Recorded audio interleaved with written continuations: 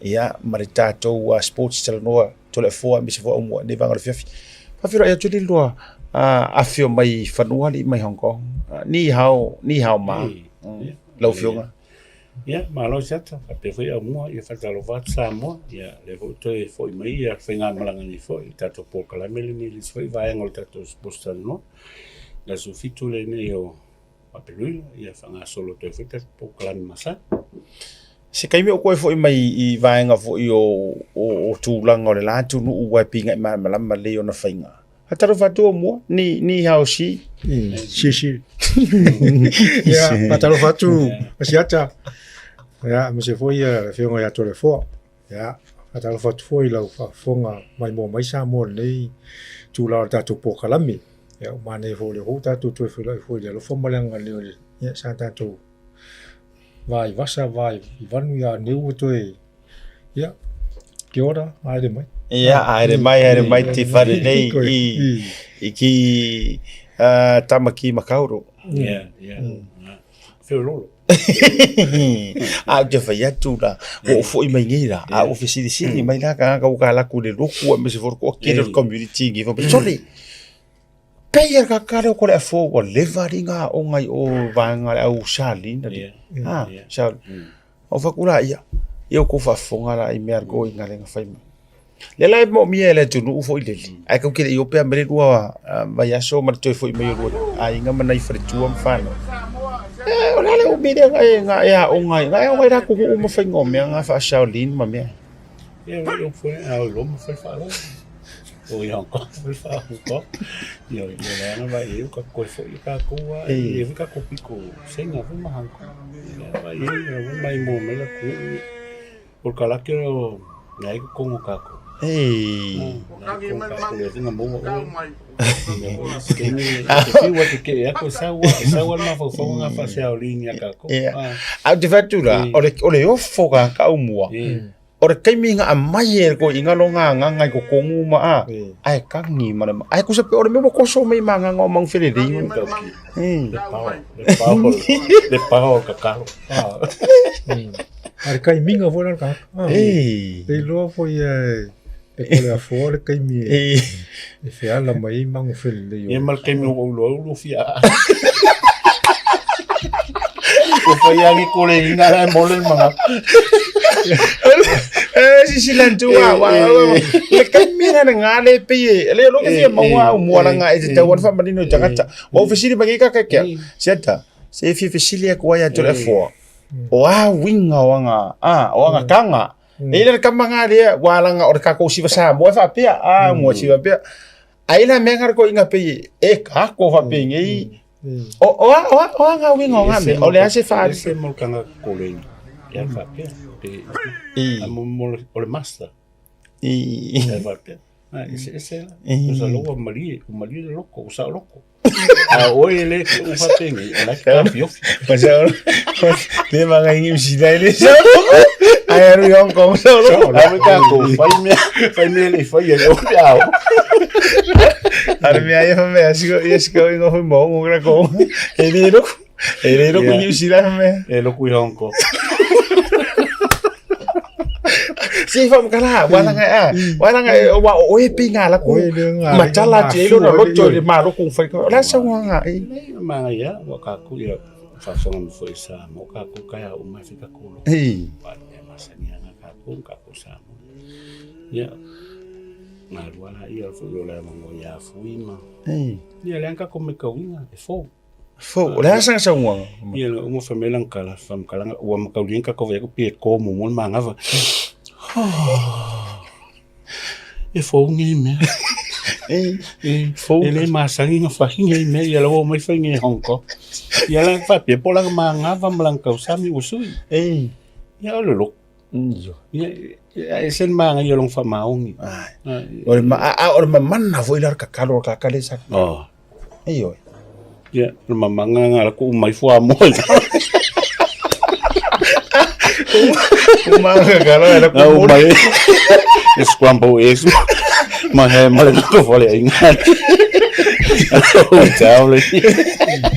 Ai, ala sa oe. Tato ina matanga tato pokara me wa le ka kire yo kai mi ka ko ka longa ma. A o sau ko fo yo e ese mai te mi sai malanga mo ai ta longa ma.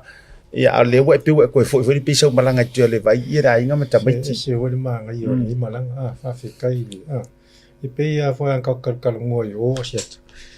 Ese o lo fa kule ya toda fo. So le ese mai mo sa wa le ka Sa. Ko ke mi wala nga wa fa mai si e voi ka su mo ko mai sa so. Ese won ma nga mo sa we. O ke a me mala ai ngo so fi ma fo yo mo. Isa no ko le ka kala ngo ke mi ga ko mo ke ro kala ko. O va ko. Ese ma mo sa. Yo wa ke mi na ke ro ka so. Ile se ai po la wol mangongi o. O me ai. Ia la po le ka lo. Le vela ni ka ko go ni. Wala. So le fa o ka mai supu. Nga kangi man manguka ya o uri fiafi. Ya. Mako. O le asa lua feo ai wai mana ia ne mana mele wa sa no e mua. Ma inga ile ko wa uia. Ya. Ele o I Filipina pelo menos oferto ele me foi te before nga fa tala le. Ai sa o ku sa mai ka ko de malanga le o le foko a mawangi malanga yo sa o ko ai me ki fe ro ai o te mi fo I fa tala ia ya ele ni ka fa ngai fa nga o lo wa ai fa ai o le asa lua observation fo le pa sa ma ta le kum mo le ko ma pisim tu la o se tu no e ono tato recommending pe e fa tu ina ai nga te tau ona se fe o ta fa o se I Yo, o se warta o tele le weta o se no fanga foi mane foi o ainga ma fa na o ta fa oi ia ma o foi ma ftanga pe ho ta to te mo mone lo ta to malanga fa ta si ai se ta o le o nei foi atunu e se foi wa o le vai te milana ma to o ia o ilano la vai a Hong Kong ia te mini o le ko ku o ilalo o sainga ia la tunu ia pe o le sina swinga fo le ai foi tono la tunu le o Hong Kong ai mane tele tulanga le o tau tele fo la so o e to la lo le tunu manisio wa ka ko o mo ko pe holiday ye e te recommending la tunu o Hong Kong mo ni ta fa nga me ser ke mo ki coffee Hong Kong ia wa ka ko me ka winga I ka longa ma lo ka po I fik ia nga ka mai ka ngo fo ngai fiki ka ko ngo fo le tia ia ke la ko fa po kwal ku pe ka sanga ko wala malanga fa pengi ia ko vai ka ngo fia ku le lu Hong Kong le sa mo so ma ku pe fa sa fa I mai ka ma se sila e fai la utala to le fo to fo I mai se ita to fa fitai le uta po I malanga mai sa mo le sa yai mas ka pa kisi o ka po o le au malanga le au tele o ma wa tele pa e ajangia mai se au fai pisinisi so fa tasi malanga mai sa mo e le tu e au tu fa tu e mori bo wina fa mo ai ko fo I mai la le au malanga fiki so le bo fiki lo ari mai ki ari le aku ori io e se le luto tasi o le asa se tau sanga tapo inga le afiti pe wala ta wala mana e foi o le au tapo ai foi sia tatu nu malanga ma mai sa mo ni si foi I nei ya afiti wa kilinga ko ke le fiki me le wo ye nei a vo ka si la foi le ka ko hotel ka ko ye le ko akele le au yo ka le la va foi pula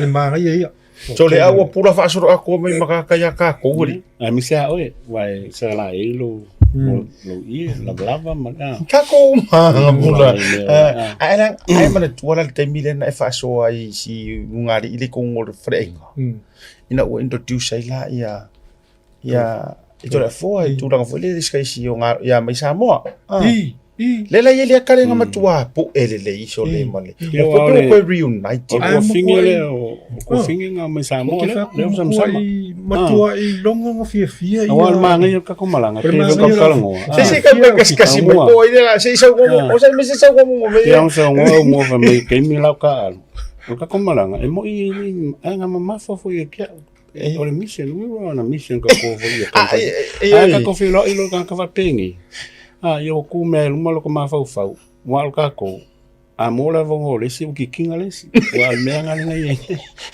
La ka pas ke Au ki te me whai wa ai ka ka lo wala fui kala. ma ka kam o ia Ele whai no ka. kai mi la lena Lenga fa ilo. lenga prika ko ile news man ko pi ile yang o me ka ya ka ko nga esa ngoa kwa you know mai sa mo yes ko so le nga ka wo ko ya le longa o mai le lau pu e lo male ka le so Kana la fi.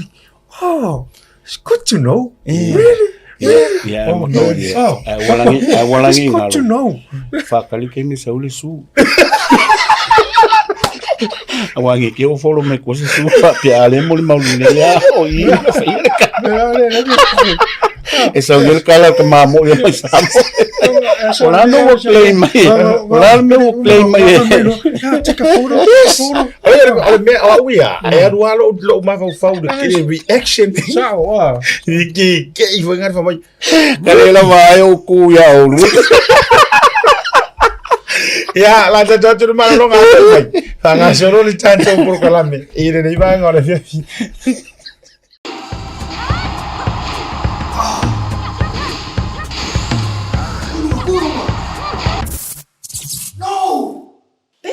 Uma que esposa. Salve, Marfia. Ai.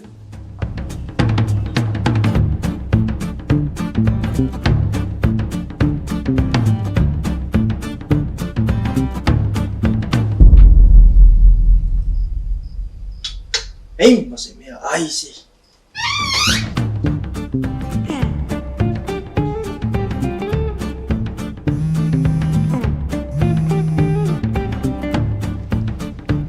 Halo, Anggo. Soli. Ora me ke manga o ruku ki ama ka pro kalame e ko viri mai. Boleh suka mah. Si Isin masih nak cakap macam mana si cakap. Oh. Ma pa wale or kai me ke ro hai ka umaya or ka manga or kai me va ko top up por pau. Ala me o ke o umar nga pau. Fe heri po inga ro ya pau. Iya, boleh. Fao mesti ngambil sih, maka sih ngambil ya. Boleh mahal. E fa ro le mai o se o kari. Ele ni me fa o va por me ro ko o va yung.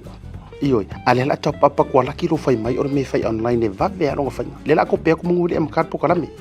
Ma alo ka u mai ka ko next to nga u fa pa wa uma ko mara ko maka mai. Fa ngai la unga ngale al Pacific 40. Mal talo fa va. Wai lo. Ya boleh. Okey. Iya, lenga. Wai fa ro mai.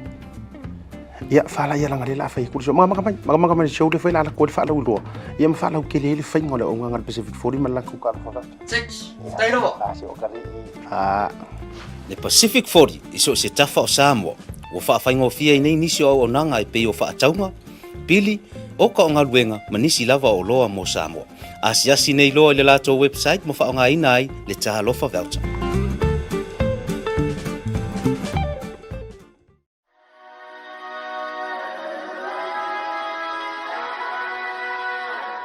O le talavivia mo e sa mo le anturu pele ua tatala ina nei au kilani ni usila mo le taimi mo mua le ofisa o le company le SMI ua mawhaia nei loa o na whaia oka mo mauta malawa raka te lea o whare sa ma whare titele i sio tātou aturu i Samoa e tau lantu le lantu lanlai au kilani nei. Mo le fausia i no whale, whaatotonga i no whale e te baua o malava i le unanga a le SMI i Mangele.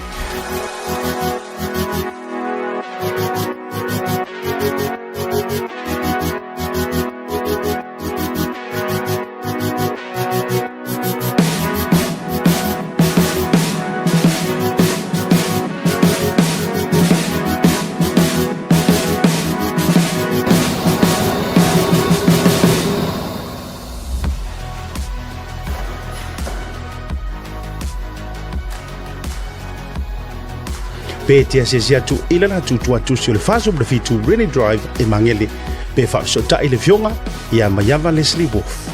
Telefoni o luatasi valulu o lima iwa fa. O luatasi valulu o lima iwa fa. Whaongare tutu o le Pacific Easy le masina toa Aperila mai e ono marmalo ai whailonga tupe whase furu ta e lua se lau tala o saudia mo ana pāanga. e lua se fulwhailonga mo Samoa, lua se fulwhailonga tupe mo i tātou i New Zealand nei, e se ina whailonga se fulu i vai aso te tasi. O lo whanga solo pele whapitoa na o le lima tala e te tongi e lafo i le tupe whaonga i le Pacific Easy Mobile App. O lo awano fo le direct transfer e lafo i o tupe i le telefoni pe ati posi sa mai lau se leni i le tātou account ai inga whapitoa. Mana tua e mawhaona te tongi au pidi Samoa e whaonga i le tātou Easy Pay. Wala au mai lo le telefoni vili fua o Varselau o tasi o nono mo se la e lata atu i ati oe. Pea siasi o tātou ofise e tolu i au kilani o Tara o Tāhuhu ma le taulanga whatau i mangele. Pacific Easy o la baanga mo tupe whamomori Samoa. Tuka vele atu joe tali ume le tātou programi malo loka basani levanga o le fiafi. Ia i le tātou sports tala noa. Ia i le whafunga mou fwasi o tātou o tiro. O le toi fwoi mai la o le tātou sports tala noa. Ia tole fua ma au mua. Ma tango fie le tau tonga sa iei results a me se fwoi o tau ma whainga sa iei ana i tātou au le ngata au New Zealand. Ia au fwoi a le Australia tau. Ai le iotu vanga lea. Fia mul whapitol tātou whapitei le la versunga le whawhia ngainga. Ia Reverend tole fua. From Tassie Market. Mo tātou lunch. Health feed. Ia yasu. Anga le la i o e whapitei le la. Ma tau mai ana le la le ofisa. I waranga le wafiafi ma ko mai e fai lor ma tou se uma ia mo le tōi whaftai le sunga le whawhianga inga ma le whatua. Ai tōi fwoi mai la ia le nei vai ngole ia o le results le na tau tō mai tātou wa ta'alonga sa ia au mua. Ia o le tūlanga na asiata. Ia o leo wa tātou iai nei le tamis i le round leo na umatu nei le vai aso tūna. Round 8. Lea lau tūla i mai i unga ni o tātou ta'alonga. Moana Pasifika se fulman fitu manu malo le Reds se Ko fia le Reds. Sufa. Ole o nga kongo ole te. Nei la le kala fia fai ka makaro in karo ile so. Le yo la uma. Oi maro na toga chile es ka chile. Yeah. Yo e va toile fa malo fo ile sunga le fa yaonga. Maro tano manga maro uso. Ya. Bolita longa le fa unga le va yaso. O le talonga so ai Waratahs fast food matolu Crusaders fast food mana ia por talonga na sa tu sa pito mo lava ia fa ia inga ia le Waratahs muli ia talonga la stona o le Hurricane luas fu matolu Chiefs todos fu mal Hurricanes luas fu tolu por le Chiefs oi sa or fa ngo ai o le ngo le talonga Hurricanes todos fu mal Chiefs luas fu matolu Famfenga isa ungoa i ungo le talonga manu malo. O saunga nga manu malo Hurricane. Le malfa mafa. O sila ye la tunu. Le mana mia te fa mafa. O si talonga le Rebels fast full marfitu o le Highlanders todos full martas. Claro.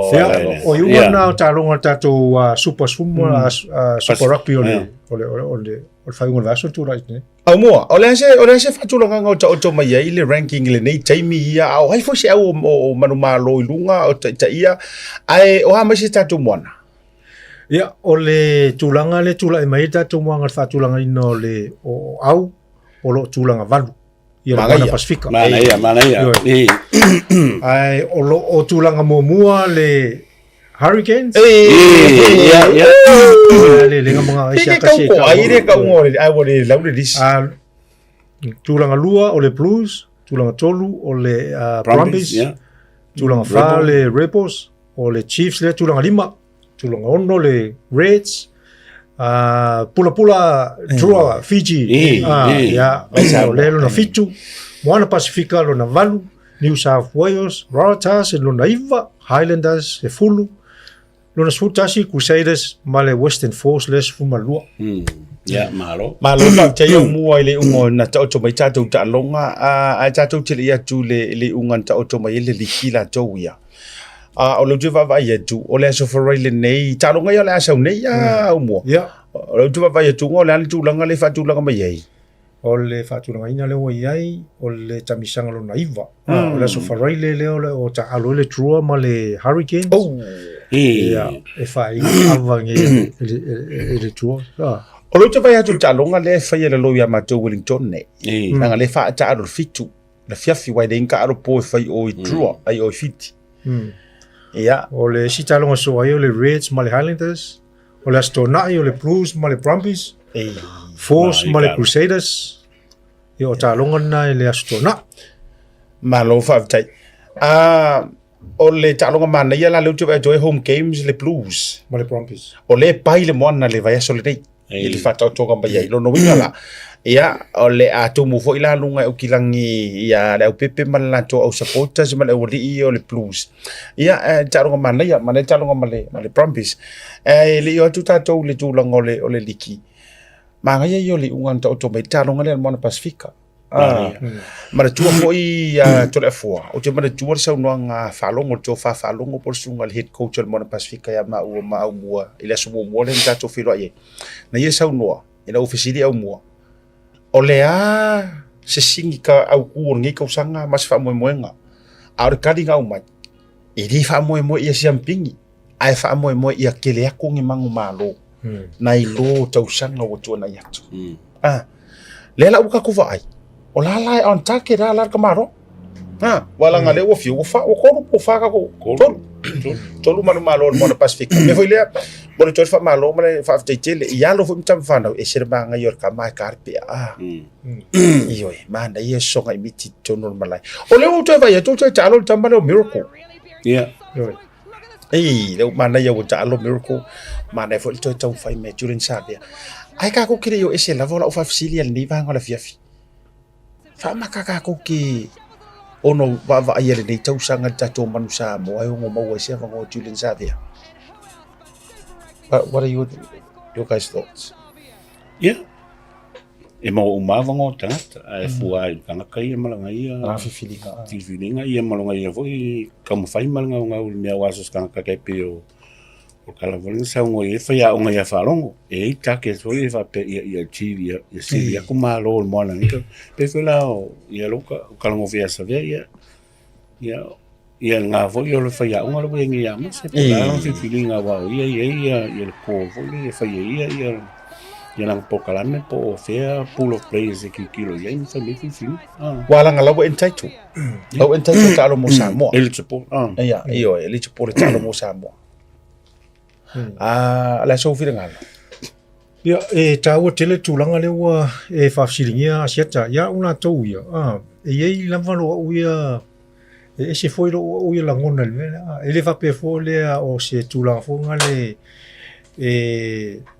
tu fai titia ia le nau ta ingole ole alo por tam fana o sa mo fika ai ole kaimi ua ole kukusa ya ula io ke manga o vole ke o kilo ave ka miki le o e wai sau ele ko kukusa le tu langa sa ele mo runga ta alo i o blacks mo tu pe o ngole pe ka ave la va ka ko ku ho le sa ka lo o blacks le mo runga le sai saol au wai fol matua la toia ele pe ole le per o fa tu ele vai mo la lo le tu lango o la fo tu langa e filing al fa ya au la una titilo te mana o le te mati fo le ia sau mo ko ka ko va ia ko ku se vola a sau sa ve silia ka o sau ala ke va mo ko silia ku la le no ka alo me sa o blacks wala nga fu mo bra fo e sa no yang o len to ma o le sana fa ta no nga mal ta tu ti mo blue wave le nei ta o ai le va no e fi ta lo mo man sa mo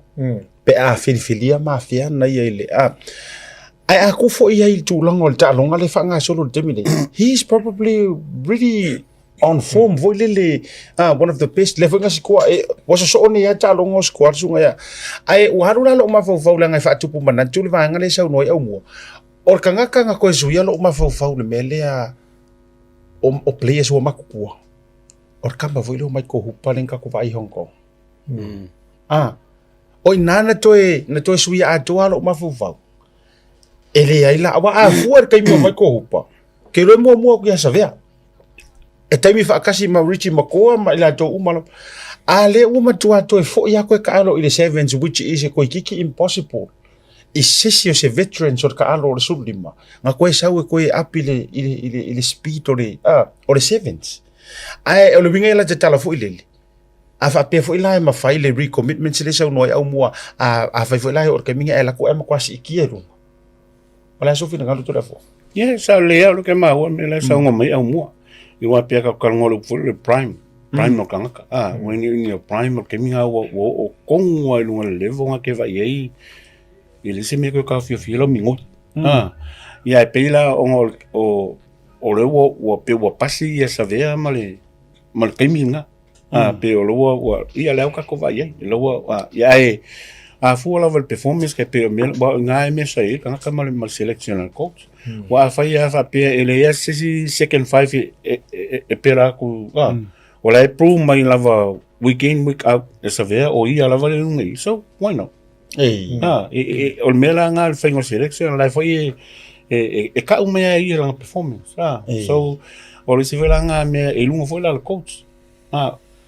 Ya mas e fengo lang po kalam lang al e kam fai nga lu e ai o le 80 is nothing. Ya o le 80 but yang awal ka oleh fafin ka alo sabe? Yeah, yes, I think around the same time. Ya makuasa ve ya, you know, ya so it's been around. Alila se me piring al mengi el experience. Mele le ke va ye le ke va kwal mingo isa ve la he's got it.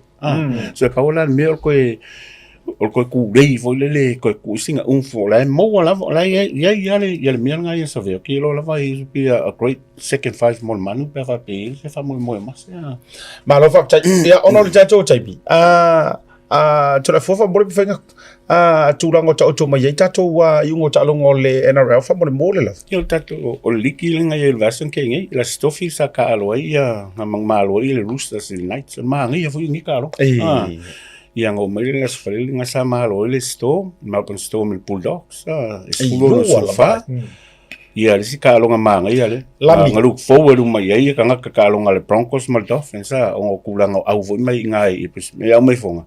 Yo foi assim mafa que lo Broncos e luso valu su far Dolphins yo malingas ko ngai kasi foi la le ka longa kauki o ka longa le Warriors mal se cosa yang ape alu lunga siles o mai fonga eu ko su ya e foi fa popole le extra time yo mai fa e luso lu ia malas ko ngai rola ia nga malo le ia si Cowboys 27-20 ia malas ko ngai finga sa fa ka longa ko su fa le sa ki la big Killing ia mal Dragons e lusu fa a sul mal lua ia luas takas aos kamo penchi mas. Ia lusu kasi le Raiders le pari.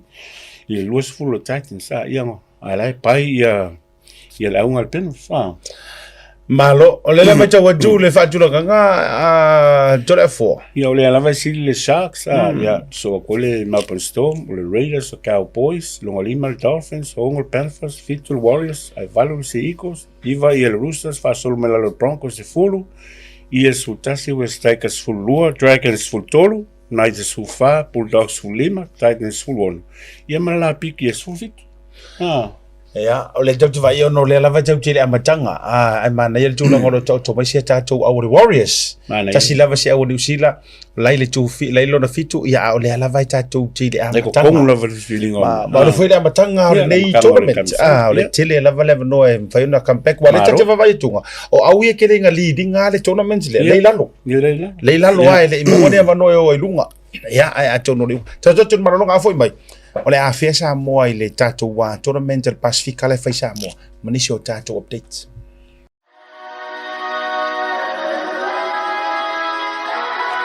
O le talavivia mo e Samoa le anturu pele ua tatala ina nei au kilani New Zealand mo le taimi mua le ofisa o le company le SMI ua mawhaia nei loa o na whaia oka mo mauta malawa raka te lea o whare sa ma whare titele i si o tatou aturu i Samoa e tau lantu le lantu lanlai au kilani nei.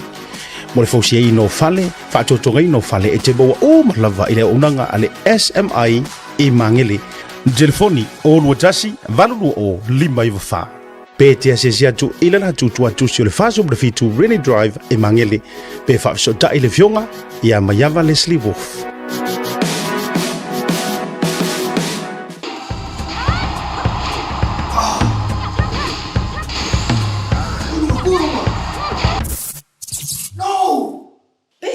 Uma que esposa. Salve, Marfia. Ai.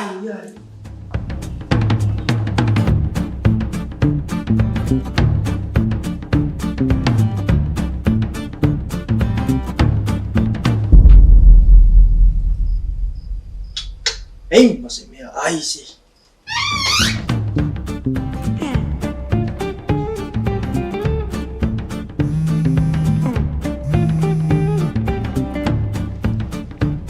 Halo. Anggo. Soli. Ora me ke manga o ruku ki ama kat pro kala me e ko viri mai. Mole suka ba. Si isen mas no ta fa ha cha male si ta ba. Mapawale or kay me ke ro hai ka umaya or ka manga or kay me va ko top up por pau. Ala me o ke umar nga pau. Fe heri po inga ro ya pau. Iya mole. Fa o mi singa me si fa ka singa me ya ko mole ko manga. E fa ro le mai o se o kari. Ele me fa o va por me ro ko o va yung. Iyo, ale la top up ko la kilo fai mai or me fai online e va be ro fai. Le la ko pe ko munguli am kar po kala me. Ma alo ka u mai ka ko next to nga u fa pa u ma ko mala ko maka mai. Fa ngai la unga le Pacific 40. Mal talo fa ba. Wai lo. Ya boleh. Okay. Iya, lenga. Wai fa ro mai. Iya, fa la ya la ngai la fai ku so maka mai show de fai la ko fa la u lo. Ia ma fa la ke le fai ngole unga ngal Pacific 40 mal la ku ka fa ba. Check. Tai lo. Le Pacific 40 iso se tafa o Samoa ua faafaigaofia i nei nisi o auaunaga e pei o faatauga pili o ka o galuega ma nisi lava o loa mo Samoa asiasi nei loa i le latou website mo faaogāina ai le talofa voucher.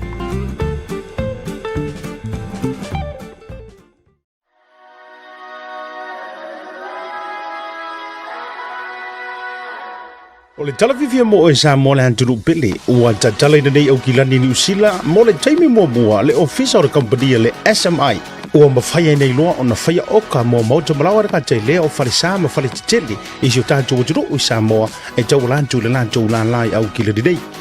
Mo le fausia i no whale, whaatotonga i no whale e te baua o malawa i le unanga a le SMI i Mangele.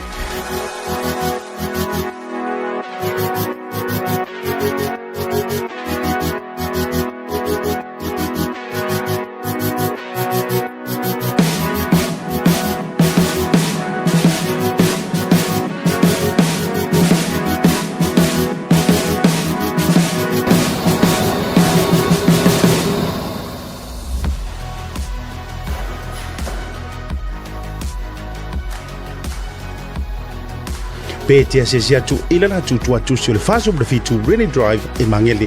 Pe whaaso ta i le fionga ia Mayava Leslie Wolf. Telefoni o luatasi valulu o lima iwa wha. O luatasi valulu o lima iwa wha.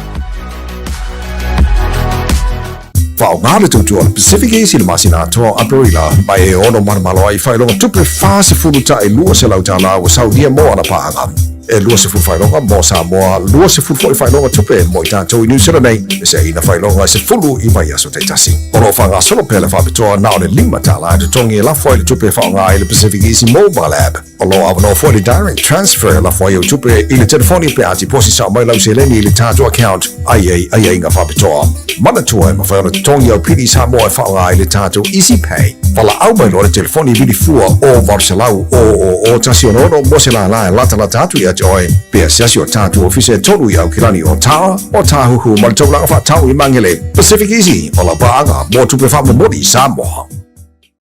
Toi wha talo whātu ma whamalo atu toi te liu mo le tātou sports talo roa i le neivanga o le fiafi tātou malolonga masani. O lela ua mai ai ale ta optonga sa iai ungo tātou supalakapi ma le tātou liki NRL. Te loa le vai aso fau. O le ato sa ili tātou wanoa le sunga se iuli te sapo. Se ika o maisinga o kongo le tātou NFL po le ale tūlanga au afo ini tāpenanga mo le amataina. Ai o le whaasoa o le tātou sports talanoa le nevanga o le fiafi. Toi whaamapu ele ngang whaafitai au mua matone e fua. O le avanoa sa mawhai ei foi ona tātou atu e wha i loa le tātou whaalau tele le tātou foi porkala me Hong Kong. Ai tātou tele i whaasoa i tūlang walanga lela le rifa mai tutono si tātou atu no. Ai mori si rifia foi le tua tele. O le mafua anga male avanoa tāua na laiona malanga atu le sports talanoa. O le whaalau tele ina lava ia o le mātou tautua male au nanga. Ia, mase i tau sila mai ua oha ia fionga nei. Ia, mara ufa tau wa. E oto mai tūlanga leanga o le tātou lea tautua. Iyo, a vai ma fai ka feo ia ku ia papalangi o e ripoki mai la ku au. Ia la mele me fai ina. Feo i tātou fo i tātou e le nganta o le ripoti mai o le whaalau tele o le tātou porkalami. Ia ai fai fo i ma whaamalosi au i se tātou fo i au vai mai wa wotai loi o.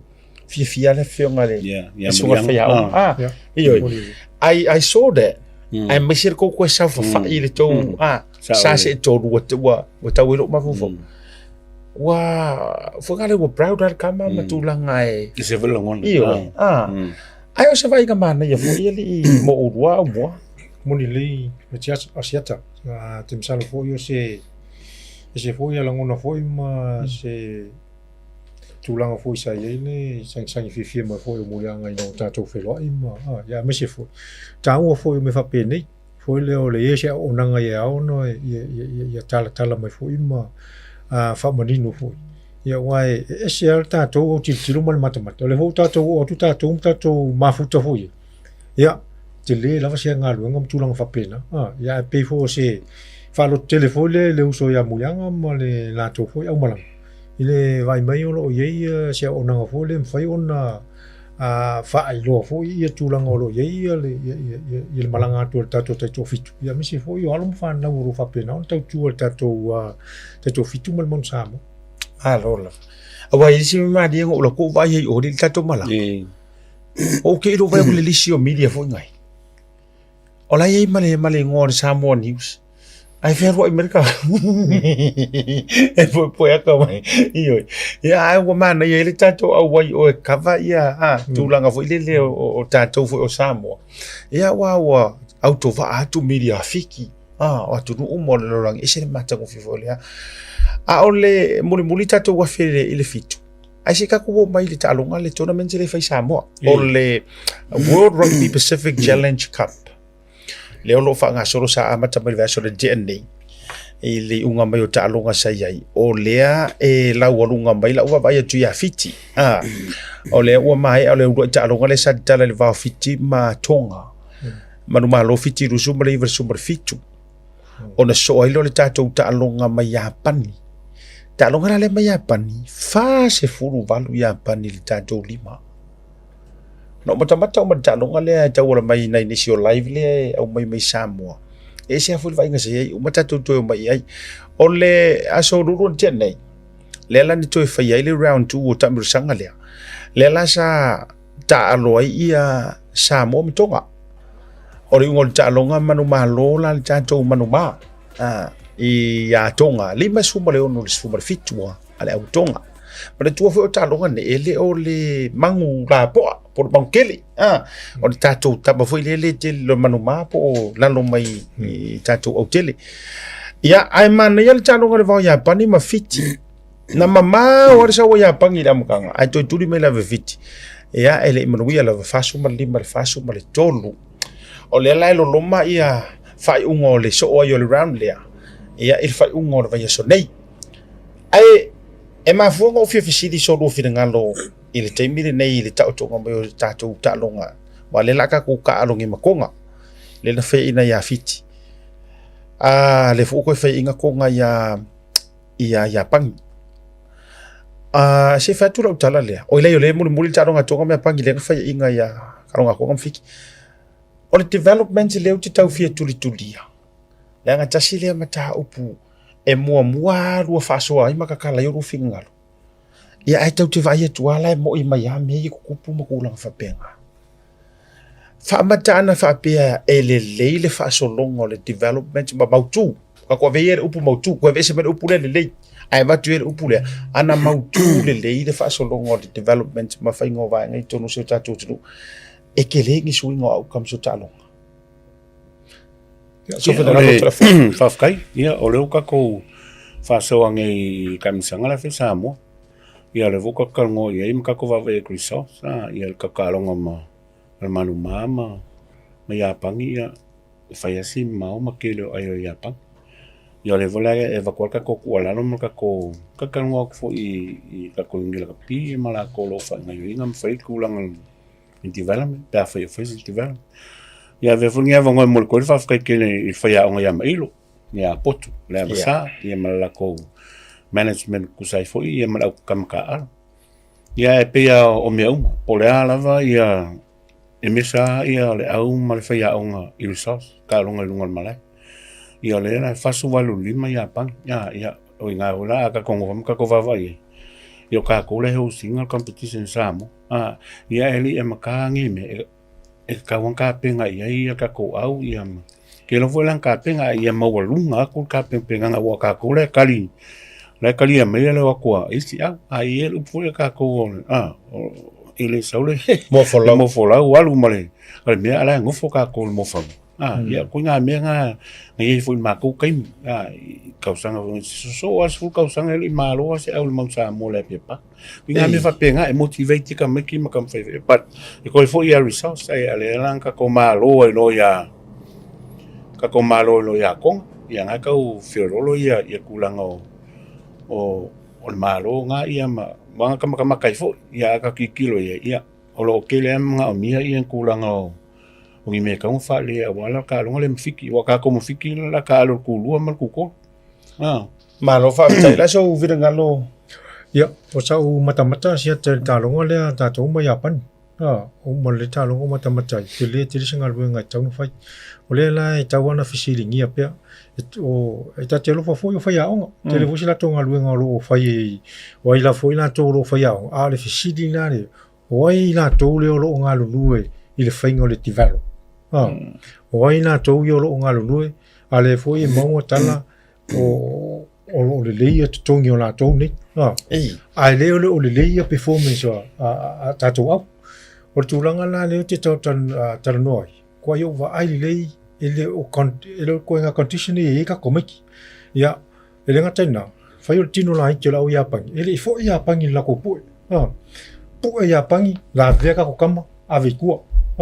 La vea ko kama ave kua. Pe ko a wha ko rima kama ka ko au. Fak avon ave ku mo kwa ia ole fesili la na le ku mai ile le o tapenanga ai mase fa na le tivalo conditioning o kamakalo ka ke fa ia lo mfana langa ola lo ile to no ta inga le ta alo a ole ne ole le fatino ino ka ko ila to yo lo nga lu to no le yung wai ele fa pe foi ngo fi foi ya ta fa pe la o ila to le o to fia ma kon karate faia nga luenga ngei ole faia po kalamia a kamiki ole ala fisili fisili ngia ile rugby union sam o fai e ka ko develop o a po kalamia e fai ka ko develop pa ila le ole ka mai au ya pangi la winter ya pangi ale o mai I ka u vevela ya ale mo ko fai ya pangi ya tato au fai uma ya pangi au ngel Pasifika o isi na tu la mo ele va pe fo le wa ma ka ku fa si uma ru ke nge ku elo se mela si o ya polear ko nga condition ne yai le a ku u e o ye ya e ka ka nga mo kwa sa u ngi le ka penga le de wa le meta o tu fa mai o le ka penga ku pe lu ma singa tu pena yo le foi no mai nei il tu no me le nga fai nge ta aloi mole a fole under 20 tu no pera ola ke le kai a tu langa lale e mai lava ile ngaka ile conditioning or king o kamakalo a ola ko post skills o le poe ia vai o le kele drop post kalo ngale mo ya pangia no vai kele mistakes Lucy line out ia o skalamu nga fai de malo siwa ka ko le maso ili mai ya pangira fa muri kwa nga ia ka ko skala o ngai points la ia o kilo ia ka ro skills wa le ia kele drop post o kulanga la ko ia line out Lucy foi polo o kai mi ole o skalamu ma malosi mai la mkanga ai o mangi o kwa I nga kiki ia pangi kasile me ele mafai ka ko au nga karikali le mo le ia pangi ai ka mai kingo ia pangi yo war me fa pangi nga sana ku fafu laka e kono ai mo ya I drive le mo ele mo fai ka ko au nga karikari o ina la fisili ia tapinanga ya ma po finding nga ruenga tato uni mai na to ro nga le ka fa mai ora ko yo le nga le HP ora HPU high performance o fai la ka ko nga ruenga ko high performance wana nga ka ke lo ku la va ku me ka miki ka ke lo e ma ke kala ngo e ma ko ngi e o fa mulianga e ya mase o ka mo man ka e ku ma no au ku ka sira ko kilo kwa le ku se ka ke kilo mai lunga kaula ma ku le pa le ngia unconditional shape so kam ka yo e ro moni wala nga le vai matu atu lunga ia o to ia so yo to ta alo e la vai matu atu pe lunga e sila mai ai fai ma moli mau me e to te sau no atu ia i malanga moni la ba fa maun e ka kele ve ko ile si taimi a fai atu sa ta fa so si fa kala le o ma mo to fo e isi kaimi a tu sa o ta tu fa so ma avatu ile ngana na fa pe melhor isi se o kau hash ela o ile ka miki a ka ko so fo nga ile fa isa o mai ile ka ko sa ele ma fa nga ilo le fa fica o di pe ale ka o fa fica ele te mi pe fa tu ia vai lai kingo ko kaimi a si se mai la tu wa vai e ko kikia e fa nga ka e lo po fere pack sa fere fo ile forward vai ka maro fi o e whainga tāna i loa. O ngai makua condition le leile ki ngor kama. Forward to my back, so makua si li whunga le e solid de fit. Ia ona I tatou whanau fo I e tūlong. Ia ka vai kore kuku mai ngai kamiki. E a lai te loa ai o lava e lai loa ia lana mana vam tūlanga whapena. Ai peye le o ia awalanga aka kuku aku foi lai ka ngaka I e whaia mai atu tonu o high performance unit ia pole arka ungor mea nga HPU. Ia e kakau wa la wa le mau ke fai ku pea lava pea tu lo fo ilanga e nai so tanga fa le wo mangai mafukanga fanga mai isi fo la uso ai pea ngo fai ku to le fo mo ai le fai ma ro fanga fo ora fa so isi kaimi mari o kala le masengo pese e kakau ngo solo mua mai e ro ave makai kai afa pe or karonga le fai or karonga ko ngo rusi erking fa rusi mo la kai kai Pero kusa marup ko kingo. Role model au. Yes. Kam ka alo. E whainga ka ke le anga e alu e kau avesi ka kou au. Ai pu e mailo waka e koi kiki a pack line ke ka wa a ko mailo kingo. Le rup ko kingo a marup ua. E le fa pe te na tiel na mea. Ai o ki o fo ia o ka ka ia o e avere la ka pi ku lo lava maka yulu general ala ukala. So le ai lo ke le sai li kau fa kingo ka la ka pi li le. Ia, olea e te lu agree le mele o te tau whai atua. e moni le sia talo tau nanga ai tau te pa ia tula sa tala tula e toi fo I mai na tulanga le na e tau fo le atonu e ni si o tunu o tau ai nga fo le fia fa pewa malo si kere ka ko kala mo kam kalo e ala na fai atu ona le mato nau ia le lei tamiti nei ia tama malo tatu ina ia o lunga le si tulanga le levo ia o kulunga le mangsa mo ba o ni si fa manu yanga e o ia tu fa fo konkrate ai le si tulanga fo fa pe mato te tamo fai tu I lalo ia alu fana o le mato te fa se ane tatu uni la kapi po finding aluenga e le tamta alo ale le ona por kalami le tati alo fa ni alu fana ona o tauna tu ato ele taimi la to ro nga lu to no li ina ia le ato to ta penanga arum fana wa a fa le to no mela ia o tala ia tangata ele ai le fo tala anisi fo tangata la tunu e fai ola fia la tamata alu ona ele o le ona tia e ia ta lunga tono tatunu foi mai la turanga le wa e fa sile la condition o tatou nei o lo fa pena ona ta yulu po faiaonga te malanga o se me tau ona tau tele tau foi fa la lo le we sa no e siata tau tele wa e foi au mai tau e kasa ga ale wa all come back for le result e vai tu lo nga fai mo fai inga la ya le fai inga se vai ile faiaonga ri malanga o le e sa le ia aka ko va ai ngi le kele o faiaonga ia ile la rolangi ako kere vai ko ngo kausa e mesa e vai ko le condition o faiaonga nei o ia e makua look after le ia na toma ma vai fa le na to se fu malo malo fa telefone ia o la wiki kilo fa pengi o malo fa ke o malo manu pola la ficus fulima pola na kanga e ko e peru wine ko a maka ko fa solo ko ka wala makanga penga fa fe ka penga ngi as a unit so like individually why o me fa penga e ka penga ia ka ika va pe o ka ika fupek ka kelo ka ika ko ma fa la ka ika role la ka nga contribute ko le yang umala ia sa fupeki fa mai uma suli me ko pe fa fe la nga mo fa kasi el coach suli male ko mai lo temple a maka mera sanga fua e kaula se fel kalo game day me whapenga. O nge me uma. O me uma ngai e ngafa coach. Awal malo mal fe inga. Pinga fe ko wana kua. O longa winga ngai ri me fale kongu vale. O longa winga le la ko kapenga ngai kulanga. Technical. La ko kulanga me fo Fiel malai ka kaunga o ele polo a defend if I feel la ningo forwards mal backs o mo kwa kele nga lunga fa ai o nga lunga fulane e mga amir coach finga lunga e mga amir kan finga lunga o lunga ngaka ele mo ele malo lo ya lan ma fo initiate ma kam fai e fai me e fai e malo o if as a player you have to make the commitment ia usa kai kula fonga me mela me fa ya onga loko langa ia ma wako ku vakasti malisi ko sulfa ko suli mai so it's a whole package all se me vole fa penga sinka mai me e ke le nga lunga fa ai me nga mia o le coach ma kangaka e nga lu ma le player commit e fa nga lu nga mo le yo la result wa pe tau e tau yo takata ye tu le fa kula nga me wala nga ele o e ka ngoa tai pa kuilunga o le kuko. Who is the coach? Who is the manager? Who is the trainer? Who is the for the Samoa? E sa umai lunga. Wala vahala reo so mai o poro whaira malongaka. E ka kifua ki aire ko inga mea le kukupu mai ai au ka alo mo kurang whapenga. O le vaenga o te mana o e whaaria so lo whirangalo.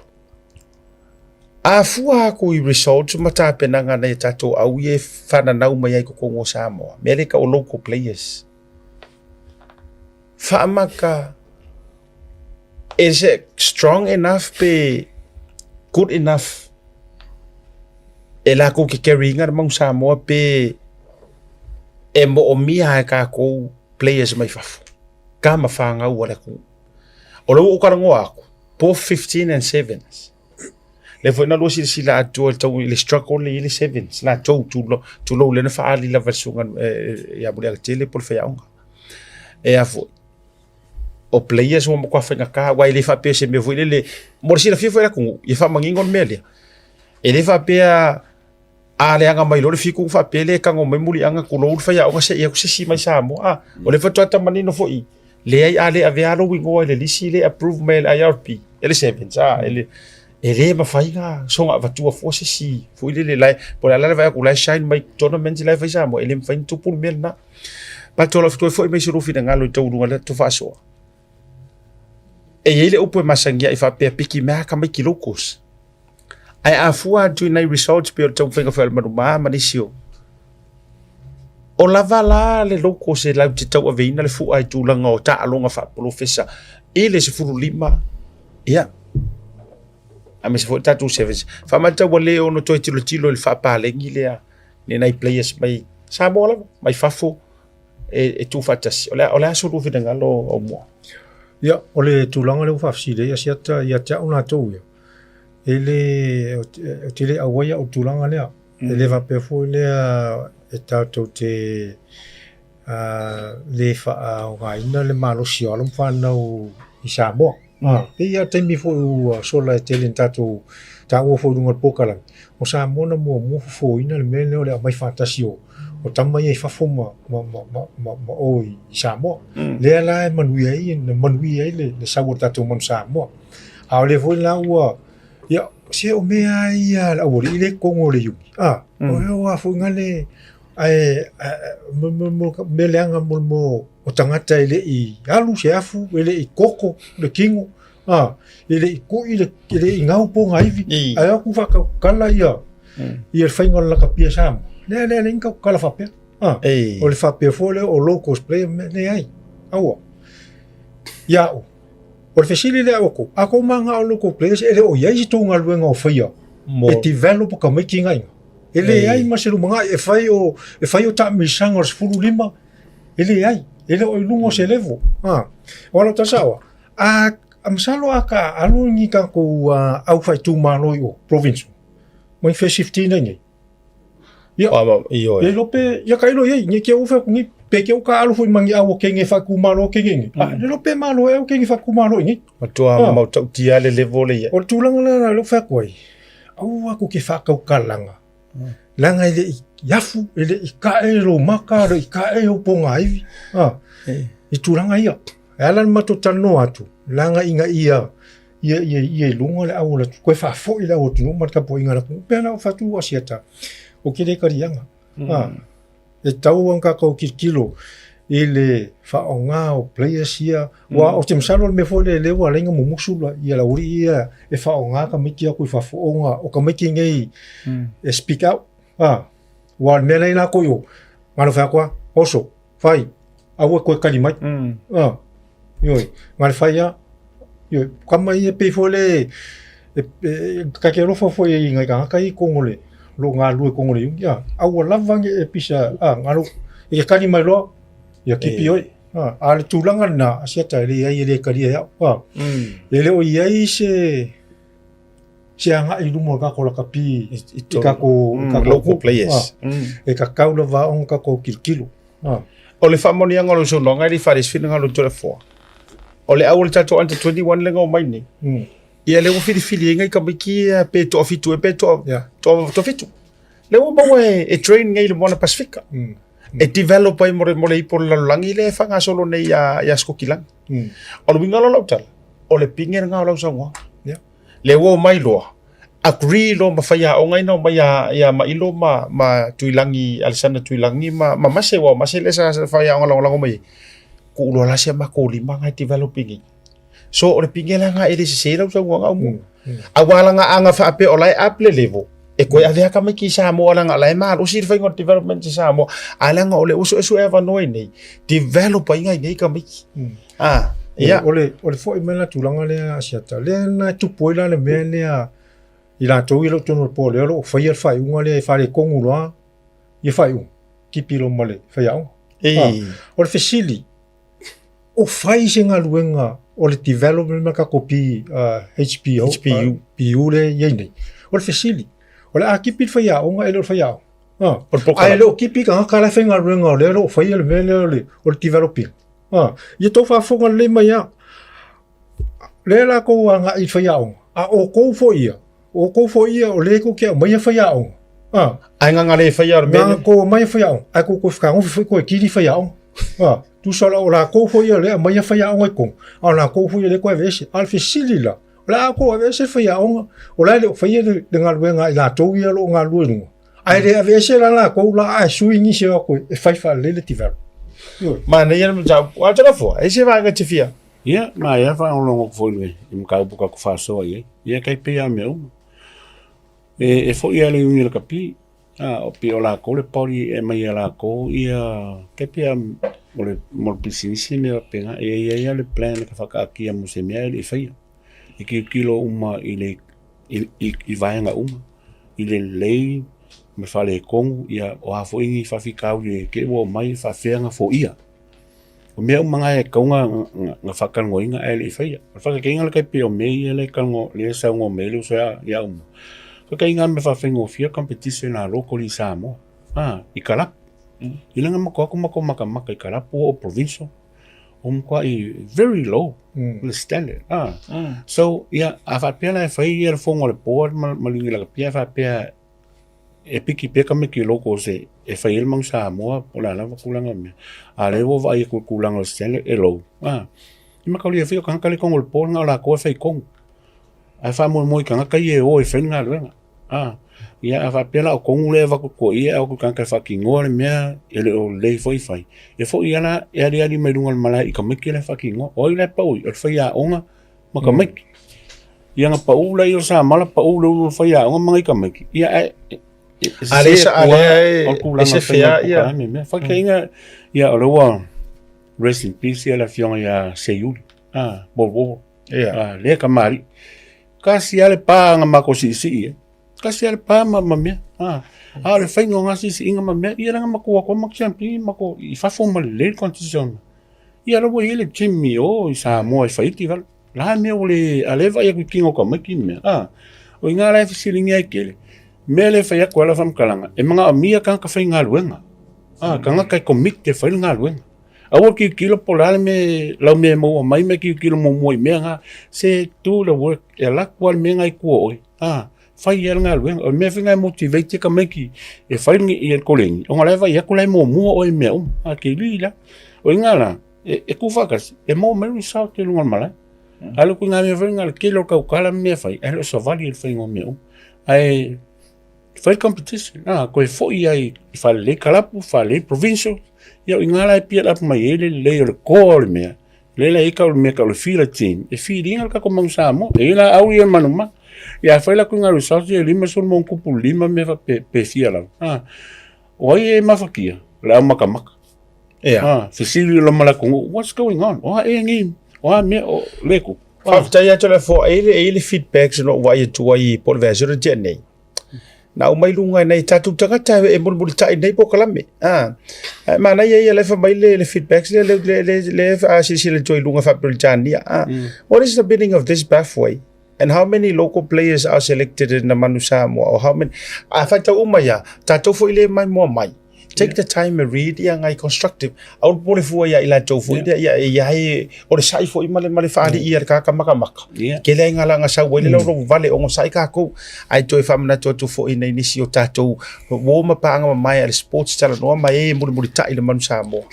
ya em fanta to sai mai nga na le pa tele le to lo wingo la tala nga o pole ku ele sidir ka po wa kire ki vi wa ka e mo fale nga me ko kingo ainga le nga o le loto no ma le loto no ta monile ai a fa pela ole ele a fa pe ele se por kalame ela to te fa ma po e nga va nga mali o nga lua ya le fa pe o ngi me fa pe tato o lai so longa le ai ngofo ya i makenga le fisidi pe e se a u fa pe a wala tuno ai fa vetai ta woi lo tolo fa sole a mua tangata ile i singar koko male e mongi ma fa maungi lo sa nanga o tau taimi ya manisi o le uso manisi o tamali fo yu nisi o fa ilangi fo longa ya mai nai tua o lua maluma mai fo ile sa ele asisi le ngau ka i me ai a officially la survey ilunga fo i taimi fo pro kala mel tau tai ai ma fa ya officially i forma po ex players o mal manu sa mo mai associated tu la ngau talonga e kasi o mal la ko kala e tasi uma Orkala, suil pulenga. Akala ngoi pulenga, ola akala ngoi runga ku ele ofa yaonga. Le ku ngoi wa sa ngoi. Ba le mai mau man na yesta to fa yaonga ya mapsua se ilala. Le wi ngola tala. Ai vai la ile manga yo se combination pe anga fa pe ngila. Avi fo mapsua se coach ile back sa va ku ya mase. Coach ile forwards. Fa ku le forwards fo ile le betula. Ole le o tula ya ai tu yet fa pe I fa fo ma wala tu awala nga la ka borunga ka pokra me ngefe fe ila ukala fi fo kia ulu au te longa ole ko kiki a complete la research tu la ole o me ala tu pu tu no le port ma tu la nga tu no le yungi samo e ile tai mo tato pokra me lu mana si fa mo tu umana sai di linga sports tala no o nga ka ko fa sole la ka o se le fiela ko po ye ko kongi ku pe ye fa sa wale oi I ku pe ye ama ye so so ngira ale world rugby ai me se foi ku pe le ma wanga I kai ko fi ku pe sa wanga su lima o I ka nga kala ko kongi ye ro nga luenga o I uma me ma ku langa o I foi ka nga kai ke le nga fa ya fa I unga le port ai le ka nga fa ya san kala ko ngor port la ya uma ya so ngal tatu sports tala no mali e ya te mo lumana I to sirfia sa mo Eyo, ya ai mo le tai. Ser manga yor ko wakale tu ifo le tale lunga fa mo le le tai. E ser manda ya. O le tale nei. Ele fa perkanga fo ile a picture that speaks 1,000 words. Or ko wakare ngai matulanga ya. O le tele e siro ka fia e fa pipi I wolo fale ngas. E ro le tale Iyo le to li mai le nei luma le tu mai I tua ma the champion photos. Ya la foto ya te olua. I ro sa no fa wa me se for va nga wrap up le tato sports tal do mar foto nga fa so ne fi. Ja, va after ya to asiata. Sa o le lava. E toi titia lo tu ta to le si o tanga te tona tuli e fo. Ia le aru le investigation. E kau le o me fo o nu ma fo le si le va pe. Ya fa fta si ata me se fo fa fo ta to tunu. E le ia fi ta to po kalame ya o le taulong longo lama ya atonu fo e mawele se tali ya wane nu mana ya lo fa no lo fi i so se ta longo fo ale na la pi ia monuia le fa so ngone ya fi Alo fa tai tole fo. Samo, ko molekul fa tai tele ko kapoinga ma kakaro e loko e kali mai man mangi ia fenga malanga fo ia sports and law sa o ku Hong Kong ia ma futa ko fo milki ngoma ma media skele la lang ia wa kile fo le me o le history fo le ka ko Blue TV ma sports and law ia lo vo va ia la lang i Hong Kong ia le e mama fa fo kam e o ko fo lunga pesi le ko fo kelo le vozo o la ko lo ia ia wa ama ka me ka le po la ya ba fa so la ko 24/7